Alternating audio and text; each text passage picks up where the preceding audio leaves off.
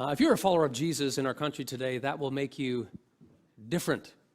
You are different. One of my former professors, Stuart McDonald, along with a colleague of his, Brian Clark, they are researchers, sociologists. They write this: Canada has become a post-Christian society, and churches can no longer act as though Canada's culture is a Christian one, as they once did.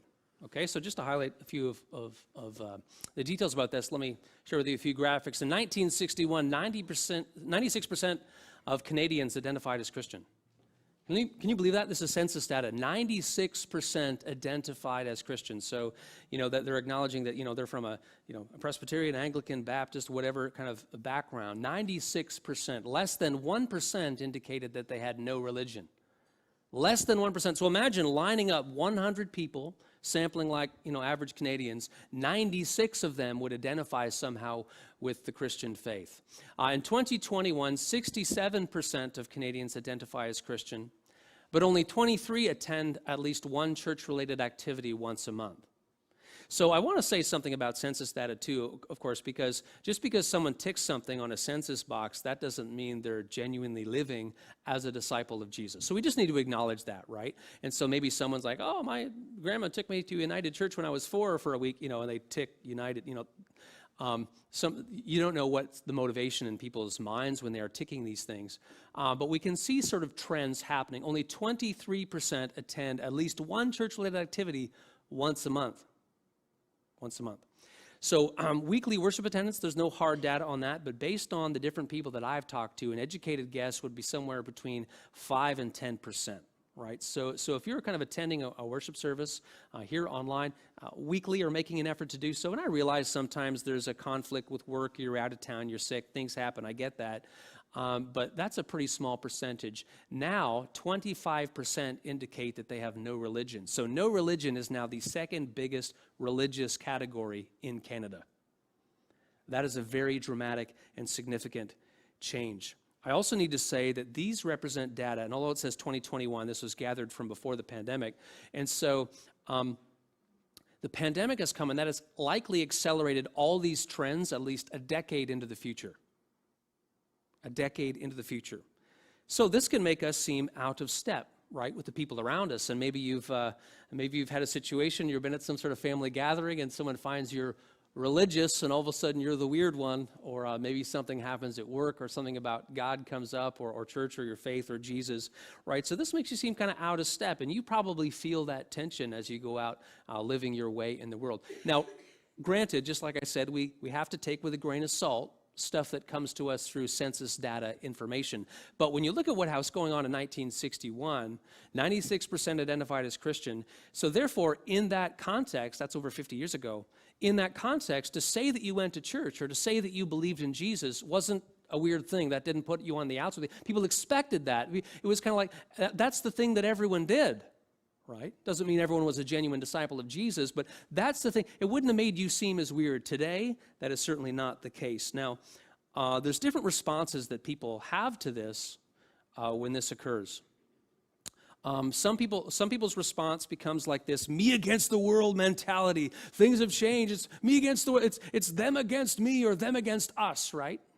Or there's no godliness left in the world. So people kind of can take this extreme kind of, they assume this victim status, and we got to regard that, even though the landscape is changing, it's still pretty good. There's a lot of religious freedoms. We can gather and worship openly. So persecution is pretty intense and violent in many parts of the world against followers of Jesus. I think it's going to get worse and harder for us here, but still the freedoms that we have are pretty broad. So that's one response that people have. Other people have a different response, which is to knowing that they feel different and knowing that we don't like to feel different, and generally speaking, we like to fit in. Another response is to water down the faith. It's to water it down. It's to kind of make it seem more normal or cool or socially acceptable. And when that happens, we explain away the difficult teachings. Jesus didn't really mean that. Or we start to take the church less seriously. It's just a man-made institution anyway. No. It's established by God. Like, oh no, we start to take it less seriously. We start to become more casual about how we volunteer or how we serve others. And when we talk to others about God, if we ever do talk about it, we talk about him in such a way that it makes people think that we believe in a big sort of friend in the sky who just wants us all to be happy. Yay! But there's a different way to respond to being different. When people think that you're different, they see you're different because of your devotion to Jesus, there's a different way to respond. And today's text gives us a beautiful example of what that is, and it's Mary. Now, not Mary Magdalene, not Mary the mother of Jesus. There's a separate Mary, okay? This is Mary, the sister of Lazarus, also the sister of Martha. So we come across against Mary and Martha several times in the Bible, and we're going to be looking to her, and she's going to give us an example of what it means to be devoted to Jesus, even when others think you're different, okay? So let's open our Bibles. We're looking through the Gospel according to John, and we're now at chapter 12. So we've been going through line by line, verse by verse, through the entire Gospel of John. And John, as you recall, is an apostle. He is as a disciple of Jesus, so he was there, right? He is there physically. He's writing things down. He's recording. He's able to talk to Jesus if he, lacks clarity, whatever. He is there. This is a first-person eyewitness reportage. And it's so powerful. So we're going through, and we're coming on the heels of Jesus raising Lazarus, which was no small thing. It's a very powerful story. And so chapter 12, we're only going to read the first 11 verses. I'm reading from the ESV. 6 days before the Passover, Jesus therefore came to Bethany, where Lazarus was, whom Jesus had raised from the dead. So they give a dinner for him there. No kidding. Martha served, and Lazarus was one of those reclining with him at table. So a couple of things. It's 6 days before the Passover, so that probably means the Saturday previous. And remember that the Passover festival is an annual pilgrimage festival. So 3 times a year, these different festivals, people would come to Jerusalem from the surrounding towns and areas. And so if Jerusalem is a certain population, it's going to swell with religious pilgrims at the time. One of the towns that was close to me growing up is Port Carling. In the winter, it's very small. In the summer, it's very big. Like you try to drive through Port Carling in the middle of July, right? All the tourists and the lakes and everything else. And so Jerusalem is just swelled with pilgrims, and this is this religious freedom festival, right? Because this is our annual remembrance of when God freed the Hebrews from slavery in Egypt.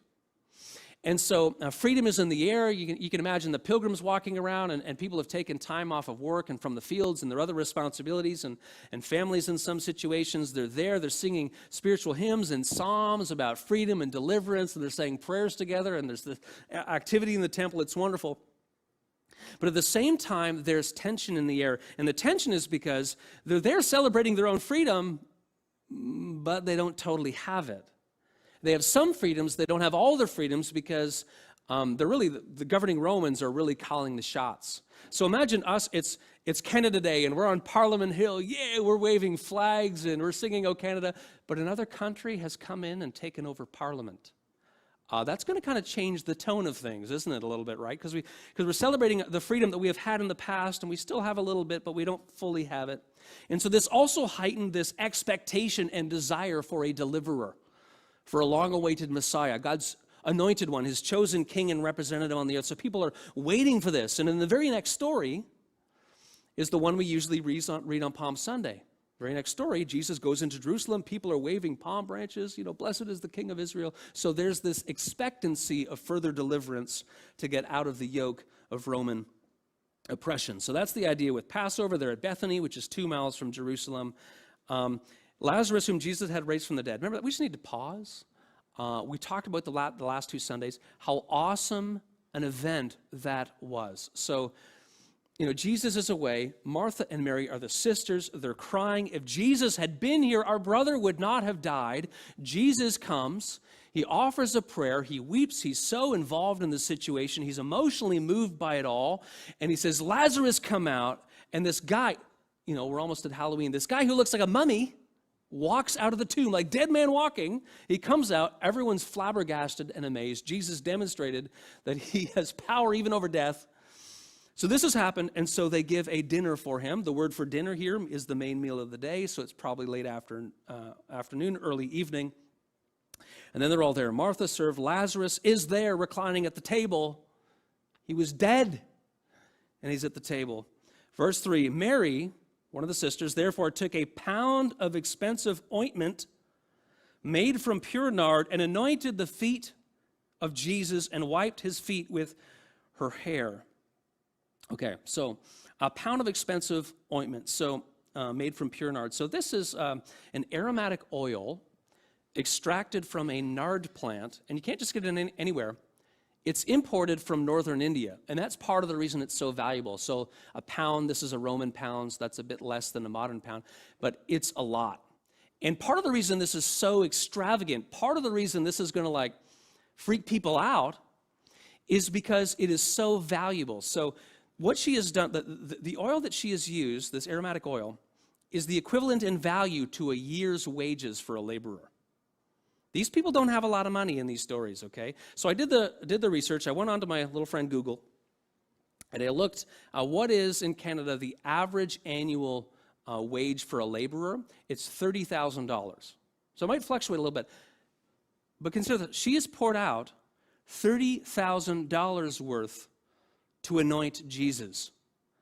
Well, as I said, these aren't people who have like a lot of money, and they're praying for daily bread, they're praying for daily provision, and she does this out of an act of devotion because of what Jesus has done for her.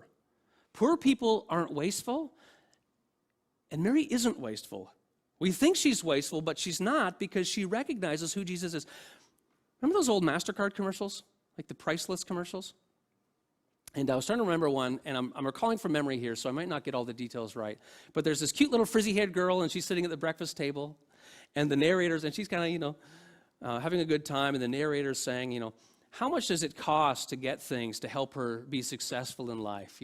Like a globe, $18, books for school, $30, all these shoes, $45. It was a couple of years ago. Can't get shoes for that much now. Anyway, all these things, right? And then she takes this bowl of cereal and she goes to drink it and she pours it all over herself. And the narrator says something like, but living each day to the fullest, priceless, right? That's the idea. For everything else, there's MasterCard. And no, MasterCard did not pay me to say that. But consider the case of Mary. She's there. Her brother has been dead. She's been weeping. Everyone's there. People are in town or gathered. Her brother's dead. Jesus comes, brings him back to life, assures them of eternal life. They get to spend time with the Son of God and the Messiah, sharing his wisdom in their very presence. Priceless. And so therefore, she shows it in this wonderful act of devotion. Now, the next line is really interesting. The house was filled with the fragrance of the perfume. Ever gone into a house and it smells of something? Maybe it smells of BO. Not so good. Not so good. Maybe you go into a house and it smells like laundry detergent. Some people are doing laundry. That's better than the BO. Imagine going into, it's interesting, when Laura and I were going around to buy houses, a lot of them smelled like chocolate chip cookies when we went in. Interesting. That's a wonderful smell that fills the house. This is part of the staging of houses, right? Well, here we learn that the house was filled with the fragrance of the perfume. There's that much of it. It fills the house. But there's something also going on here, too. This is evidence that John was there. All these details keep coming up because John was actually there. He remembers what it was like in there. He remembers what it smelled like, so he records this. There's a professor named Derek Tovey. He says, as you go through the Gospel of John, all the time you see evidence of on-the-spot eyewitness reporting. And this is just another one of those cases. Verse 4, but Judas Iscariot, one of the disciples, he who was about to betray him, said, why was this ointment not sold for 300 denarii? Which is a year's wages for laborers. 300 denarii and given to the poor. Now he said this not because he cared about the poor, but because he was a thief. And having charge of the money bag, he used to help himself to what was put into it. Okay, so a couple of things. Judas is a thief. Later he will betray Jesus for 30 silver coins, right? And so Judas is hungry for money, not integrity. And so this shows us he could care less about the poor. And he's like, well, if we had sold that, there'd be so much more in the money bag, and I could have, dug into it with my filthy hands. So we're told about his motives. But it's also interesting because in this telling of this story from Matthew 26 and Luke 14, it's not just Judas who has that concern. Other people So Mary is doing all sorts of weird things. And by the way, one of the things I hadn't mentioned, I probably should, is that Mary wipes Jesus' feet with her hair. You ever notice that? How strange. Why does she do that? Now, in that time, that also would have made her different because it was not customary. It was not considered appropriate for a woman to let down her hair in public. It's not the case now, obviously, but and rightly so. But at that time, you would only do that in your own house. And so here she does that. Now, nothing improper is going on, but she is just so devoted to him. It's like she needs a towel. She uses her hair. She's so committed to Jesus. It's such a beautiful, beautiful part of the story. Anyway, but here we learn that Judas, he could care less about the poor. He's just trying to be rich. Verse 7, Jesus said, "Leave her alone so that she may keep it for the day of my burial." Okay, so Jesus defends her. Think of how much provision could be purchased for the poor for a year's wages, and Jesus defends her actions. What she has done is a very good thing. Leave her alone that she may keep it for the day of my burial. So on the surface, what's happening here is not only does he defend her, but yet again he's saying that he will die, and that's never a secret. He's not surprised by what is going to happen to him. He foretells it, right? And so this is coming up, my burial. So in the ancient world, people would sometimes anoint someone with oil and other fragrances when they died. Number one is a sign of respect. Number two, also because the body started to decompose. This is the pre-scientific area. The body's going to start to smell. And so certain things happen so that, the body doesn't smell for a while anyway, right? So you think that is here, so keep it, keep the oil, for some more of it for that day, or is Jesus saying to keep the memory? We're not totally sure. But what I think we're supposed to take away from this is another detail that it's so obvious we almost miss. The word Messiah means anointed one. It means anointed one, God's chosen king and representative on the earth. And he's just about to go to the cross in Jerusalem, right? And the story that we're going to hear as the next couple chapters unfold. So I think what's happening here is Mary is anointing Jesus not only for his death, but to show the people around us and others that he is in fact God's chosen king. He is the anointed one. In the Old Testament, kings are anointed, right? David in 1 Samuel 16 is anointed with oil, and here Jesus is anointed, but not by some lofty prophet who people respect, but by this woman who just shows this incredible gratitude. She's soaked in gratitude. She's soaked in gratitude and just devotion for Jesus. And here she anoints him as he should rightly be. All right, leave her alone so that she may keep it for the day of my burial. Verse 8, "For the poor you always have with you, but you do not always have me." Now, I just want to say that this is not a passage that we can cite to justify neglect of the poor, because some people have done that through time. I remember talking with a person before I moved to Barrie, and this person was saying, you know what, maybe helping the poor shouldn't be at the top of our priority list because they're always going to be with us, and they cited this verse. And so, but that's a misunderstanding of what's going on. Jesus is probably actually alluding to a passage in Deuteronomy 15:11 where it says, "The poor you will always have with you in the land, but because of that you need to help them." So they're going to be around, so the fact that they are there means not that you neglect them, but that you find some way to help them. And so what was Jesus meaning here? Well, it could just mean, yeah, the poor are always here, and hey, you're disciples, you're my followers, and since you're going to gain a reputation for helping other people, poor are always going to be with you because they know you're disciples and they can get help from you. Could be a meaning. It could also simply mean that we live in this broken, sinful world, and poverty is a part of it, and it's going to be around until Jesus returns. It could mean that. But I think what here the thrust is really that we live in this broken world and there is poverty. You need to be helping, but sometimes first things need to come first, like when the Lord is in your presence and you need to attend to him. So imagine the queen comes to your door or the king comes to your door. It's a beautiful royal visit and it's amazing, and there's this huge royal entourage, and they're coming up the driveway and you slip out the back door because you've committed to doing your neighbor's laundry. Now, I'm not saying that the neighbor's laundry isn't important, but first things first here, this is a royal visit. You need to attend to that first, and other things will flow out from that.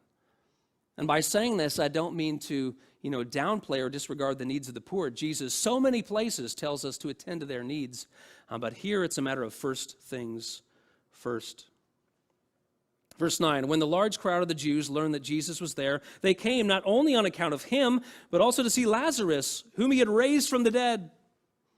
So the chief priests made plans to put Lazarus to death as well, because on account of him, many of the Jews were going away and believing in Jesus. So the chief priests are the kind of the religious power brokers in the temple system. They're there. Previously, remember, they had plotted to kill Jesus. He has shown his power of life over death. He is taught with authority. People are coming to him. They're believing in him, and they want to maintain the status quo, so they're going to plan to kill Jesus. Now, because Lazarus is living evidence of that power, they enfold him with their sinister schemes. And so we're going to end our close look at the text there. This is the word of the Lord. Thanks be to God. Mary, with the rescue of her brother from the grip of death, seeing Jesus' power over death itself, understanding who Jesus was, who he has come to be, born to die that we might live, and being able to walk with him and hear his teachings and receive everything from him, Mary gives him this wonderful gift and anoints him. Okay. What does she do? She doesn't give him the leftovers. She doesn't give him the leftovers. See, the thing with Mary that I think is so beautiful is she's one of the only people in the course of the Gospels who fully understands the magnitude of what Jesus has done before he's dead. It's such a beautiful moment. She anoints him, and she gives him this costly gift. She doesn't give him the leftovers. She gives him what is so, so very valuable to herself. And so I started off this message by saying that, you know what, things are very different here in our landscape in Canada. And when that happens, people can respond in a few different ways. Some people kind of come up with a kind of a me against the world mentality. They kind of, entrench themselves in some sort of psychological position. Other people try to water down what Jesus says and, it's make it socially acceptable and kind of, argue away all the things that make us seem different or maybe out of step with the culture of large. But Mary gives us a different example. It is one of costly, wholehearted devotion. And I think one of the things that she teaches us out of this is that Jesus wants the best of us, not what's left of us. Because how often is that the case? Jesus wants the best of us, not what's left of us. Say it with me. Jesus wants the best of us, not what's left of us. There's this great note in the Reformation Heritage King James Study Bible. It says, how can you imitate Mary's costly devotion? Now, when we say that, I'm not making an application to our lives in terms of money. Although that case can be made. Some people have money, and God has blessed them in a very material way, and a part of their devotion is going to be building up the work of God in the world, absolutely. So that is a fair application, but I'm actually talking about broader things, other things. Maybe you've got some talent or ability that God wants you to use for his purpose, and you doing that, it might be costly to you. It might be a sign of great devotion. It might even hurt the extent to which you are giving, but guess what? It's a part of your costly devotion that is wholehearted. How many times does the word wholehearted come up in the scripture as an ideal? Time and time again. Not partial-hearted, wholehearted. Maybe it's some time that you have and you're going to give to a special project. Maybe you're in some opportunity or situation that God has put into your life right now. What do I do with this time? Well, wait a second. Maybe this is an opportunity for you to show costly, wholehearted devotion because Jesus wants the best of us, not what's left of us. Now, what I'd like to do is ask 3 questions. I'll put them up here on the screen, one by one. As we kind of think through this and try to apply it to our lives, okay, is something you're doing for Jesus costly? Is something you're doing for Jesus costly? If we have truly appreciated who he is and what he has done for us, are we giving back to him somehow? Or are we giving him the leftovers? And my guess is you're going through your mind right now, you're thinking, there's this, maybe that, maybe that. If it's costly, you know it. Because it's difficult to do sometimes. It's a challenge. Maybe sometimes you feel like maybe it's not worth it, or maybe no one notices, or I'm not sure, if it costs you something, sometimes that's the point. Think of that story in Mark 12. There's this, remember that, the poor widow? And she's outside of the temple treasury. She's out there, and Jesus is watching with some of the disciples, and she comes up and she puts in 2 little copper coins worth about a penny. What's a penny? What does Jesus do? He commends her for it. Says the other people gave out of their abundance, But this woman gave out of her poverty, out of all she had. Why did he commend her so much? Was it because what she did was very valuable? No, but it was valuable to her. And that's what mattered. Widows had it hard in the ancient world. It was so very hard. There weren't the supports that there are now. There's a whole bunch of different factors going on. She could have used that for other things, but she did it out of devotion to God, and that was its value. And so as you think about this, applying this idea to your life, is something you're doing for Jesus costly? Second question, does your weekly schedule allow you to put Jesus first? Because if we're talking about priorities and if we're talking about leftovers, what has happened is that we have clustered our schedule, not always, but sometimes, so full that God gets what's left.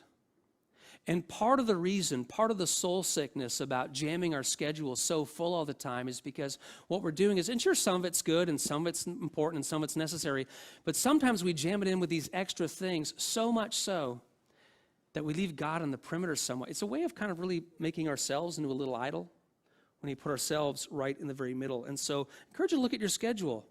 What if some opportunity did come to sacrifice something for God or to give something to God or get engaged in some special project and you're like, it just can't happen, or I'm not willing to change anything to make it happen? Maybe that's the problem. Does your weekly schedule allow you to put Jesus first?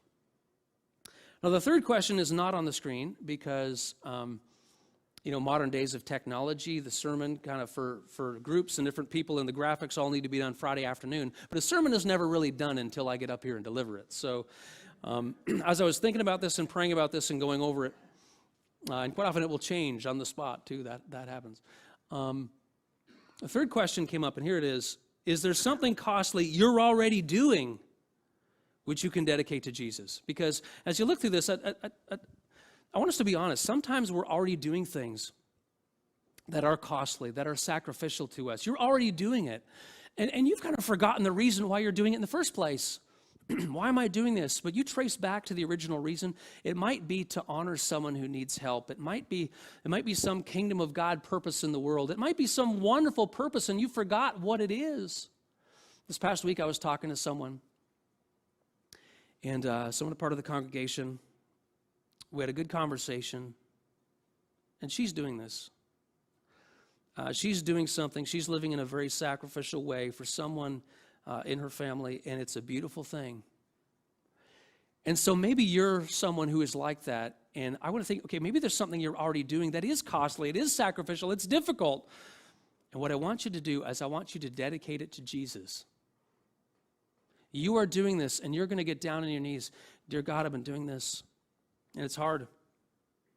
I do it because I honor you, and I love your way, and I love your will, and I want to be your loving servant in the world. So, Lord, I'm going to dedicate this project or this responsibility or whatever it is to you and to your glory, Lord. Give me the strength to do it because I do it first and foremost to you.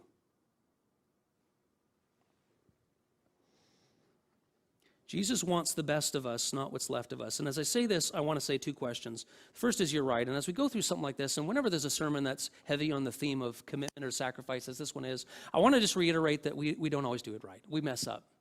And I just want to say this because as we hear this, it's like, okay, yeah, you know what, maybe I'm not doing that. Maybe I have clustered my schedule in such an unhelpful way, or maybe I have been living for me, and I haven't ever showed my costly devotion, and God always gets my leftovers, but never my first fruits. So maybe that's you, and I just want to say, what makes us right with God, it's not what we have done, it's what Christ has done for us, right? And so we come to him, we ask for forgiveness. Each day is a new day. And so maybe today's the first day where you look at your schedule and realize, you know what, I'm going to start changing some things because I need to be serious about my devotion to the one who has given absolutely everything to me. Okay?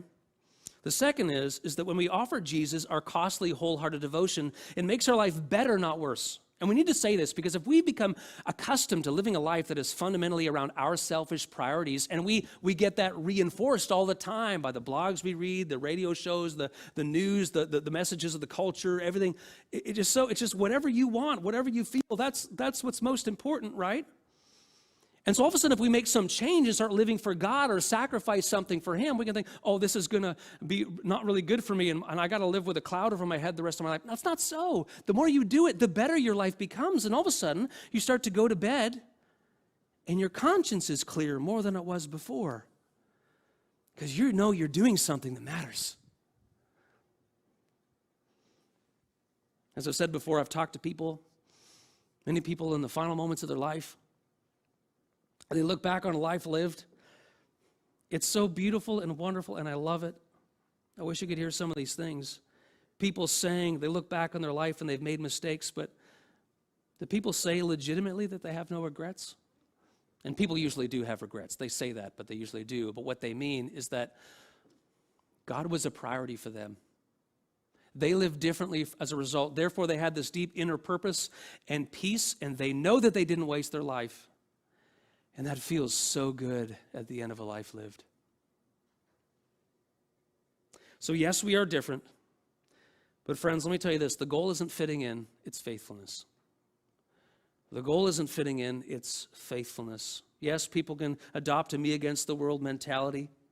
Yes, some people can kind of water down the faith to make it seem more normal and socially acceptable to everybody. Or we could just show Jesus such beautiful, costly devotion that we orient our lives around the principle that it's all about faithfulness, not fitting in. And let me tell you, to the people around us, and to God especially, it's a beautiful thing. In his very aptly titled book called Forgotten God, Francis Chan writes this: the church cannot help but be different. Disciples cannot help but be different, and the world cannot help but notice. Let me leave you with this thought. Donald Miller, in a book, he talks about a really kind of key moment in his life when something changed. And up to that point, he says, really, my conception of God was the slot machine God.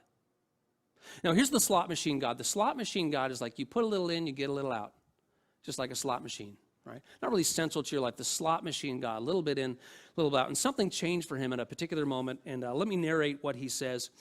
This is how the bomb fell, he writes. For my mother that year, I had purchased a shabby Christmas gift. A book, the contents of which she could never be interested in. I had a sum of money with which to buy presents, and the majority of it I used to buy fishing equipment as Roy and I had started fishing in the creek behind Walmart. My extended family opens gifts on Christmas Eve, leaving the immediate family to open gifts the next morning. And so in my room that night were wonderful presents, toys, games, candy, clothes. And as I lay in bed, I counted and categorized them in the moonlight. The battery-operated toys of greatest importance to the underwear, which is of no consequence at all. So in the moonlight, I drifted in and out of an anxious sleep. And this is when it occurred to me that the gift I had purchased for my mother was bought with the petty change left after I had pleased myself. The gift I had purchased for my mother was bought with the petty change left over. Left after I had pleased myself, I realized I had set the happiness of my mother beyond my own material desires.